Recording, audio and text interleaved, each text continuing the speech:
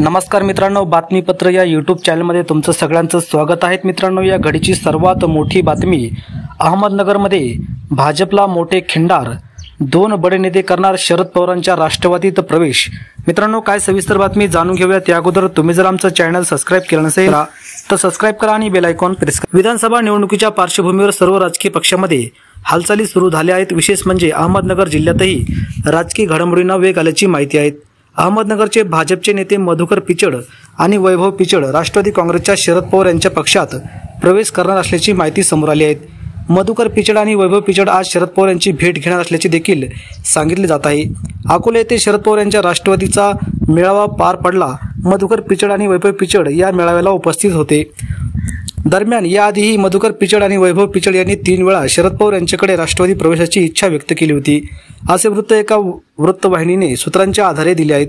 त्यानंतर आजच्या राष्ट्रवादीच्या मेळाव्यात मधुकर पिचड आणि वैभव पिचड उपस्थित राहणार असल्याच्या चर्चा देखील अहमदनगरच्या राजकीय वर्तुळात सुरू झाल्या आहेत। दरम्यान मधुकर पिचड हे पूर्वी राष्ट्रवादी काँग्रेसचेच होते। त्यांनी राष्ट्रवादीचे प्रदेशाध्यक्ष म्हणून काही वर्ष काम केले आहेत।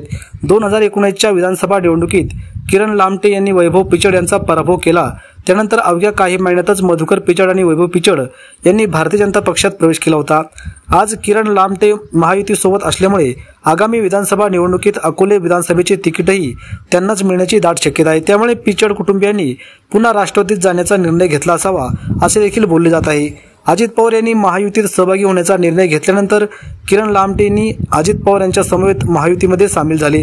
दरम्यान याच आठवड्यात पिंपरी चिंचवड शहरातील माजी नगरसेवक आणि उपमुख्यमंत्री अजित पवार यांचे समर्थक अजित गव्हाणे आणि माजी आमदार विलास लांडे यांनी त्यांच्या समर्थकांनी राष्ट्रवादी काँग्रेसमध्ये प्रवेश केला।